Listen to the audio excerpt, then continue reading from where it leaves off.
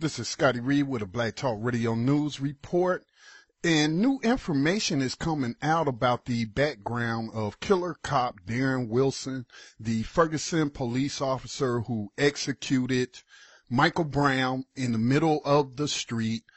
Several witnesses all saying the same thing, but yet this guy still has not been arrested. The prosecutor of Ferguson is convening some sort of grand jury to seek an indictment, but it's a secret grand jury, which he didn't need to convene, that he could have just issued an indictment and charged the guy with murder, considering that you have 5 witnesses as well as video and photographic evidence. But now we are getting some more background information on Mr. Wilson, Darren Wilson, again, the cop who executed Michael Brown in the middle of the street in Ferguson. Well, before he came to work as a Ferguson police officer, he was a member of the police department in Jennings,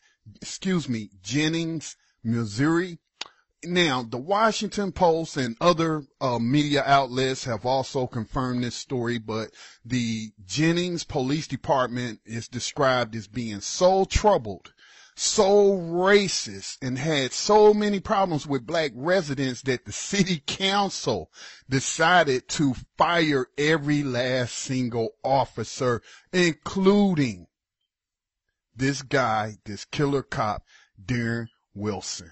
I mean, that, there's just so much, that you can get from this story. One of the things that came to my mind was the fact that you hear people calling for the firing of cops, to have them terminated from, their jobs. And as I've stated many times before, that is not justice.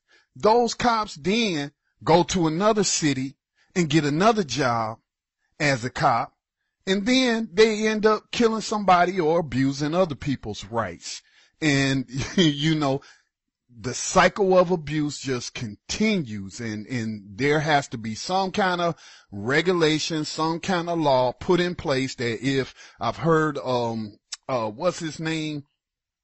I've heard an activist, I can't think of his name right now, but I heard of an activist who said that there should be a law, a federal law, that if you are a cop, and you're found to violated somebody's constitutional rights, somebody's civil rights, that you should lose your job and never ever be able to work in law enforcement again. Dick Gregory said that. And so here we have Mr. Wilson, who belonged to the Jennings Police Department, that was so racist the city council finally decided to just fire everybody. Right now, Ferguson Police Department has also had issues in the past. I can't recall the man's name, but they arrested the wrong guy, had a different middle name, different social security number, and they beat this guy so badly. He was bleeding everywhere, and then they charged him with damaging police property because he bled on their uniforms. And it also came out that the Ferguson police officers, whenever there was, any allegation of use of force or excess of force, they were writing their own reports. The cop who was accused of using excessive force on somebody got to write his own report. All right. So, this is breaking news again. And we'll see, if how many other media outlets like Fox News, which is really fake news, will pick up this story and how they will try to spin it. Now, it'd be interesting to find out if there are any records from that police department before it was disbanded and they hired all new people, to see how many complaints Darren Wilson had lodged against him. So I assume that I assume that he didn't get his job back because he had, also been accused of violating the rights of black people in Jennings, Missouri. So yeah, that is the latest news, that is coming out, being confirmed by many different, media outlets.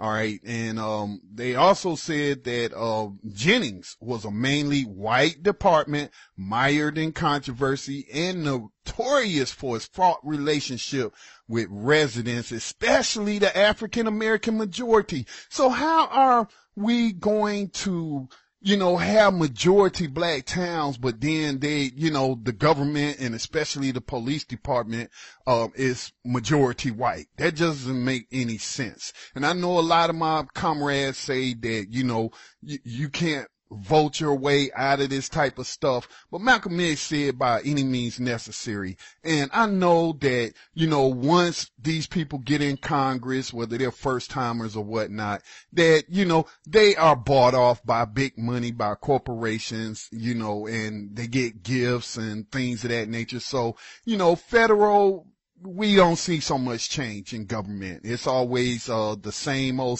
from presidential administration to the next administration. Same stuff going on with Congress. And, I don't buy into that Republican, Democrat.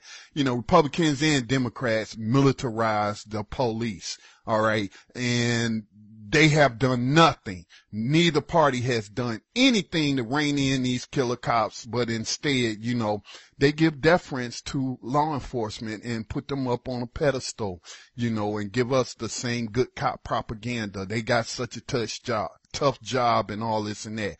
Now, I also found out that Darren Wilson, remember he got that commendation shortly before, he killed Michael Brown. Guess what his commendation was for?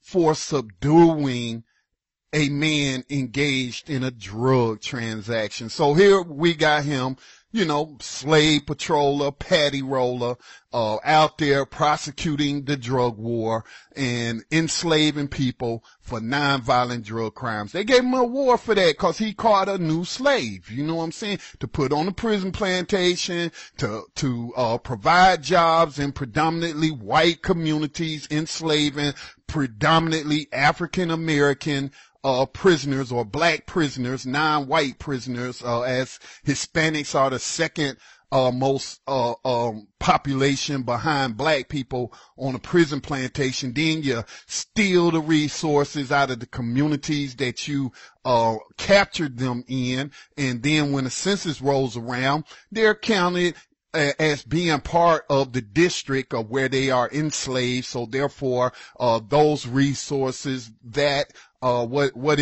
representation goes to that predominantly white county. I mean, the games that they play is really deep, and it's not really a game. I shouldn't use that, but they're waging war on us, and they're winning and we're losing very badly. And so, it was interesting to find out that, they give commendations for, arresting people for nonviolent drug crimes. And that's all cops do. They either writing traffic tickets to raise money for the state, or they're out there terrorizing people, who aren't hurting anyone.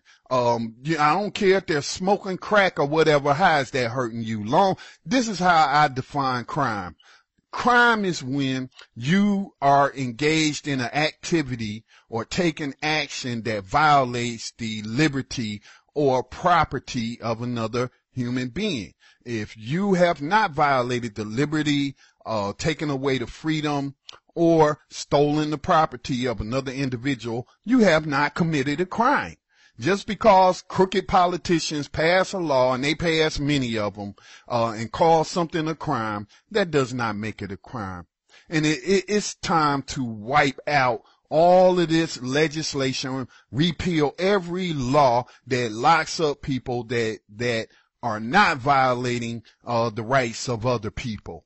So yeah, he got a commendation for catching a new slave engaged in a nonviolent drug transaction. So, they'll probably say, he had a clean record at Jennings and all this and that. Well, if he had a clean record, why he didn't sue for false, what would be the proper legal term for it, for unfair firing or whatever, why didn't he sue or protest? No, he went and got a job with Ferguson, and now we know he was just engaged in racial profiling, writing a bunch of tickets, subduing nonviolent so-called drug offenders. He got a commendation for that, and now he's executed a young black man by the name of Michael Brown. And I'm surprised they haven't given him accommodation for that either, but they are certainly doing all that they can to protect this man. And it also goes to show you, if Jennings could disband their entire police department, then so can other cities. We have to take back our communities, y'all. Push these cops out because they ain't doing nothing. They don't prevent any crime. They're committing crimes. And the worst crime of all is they are participating in 21st century slavery and human trafficking. This is Scotty Reed, Black Talk Radio News.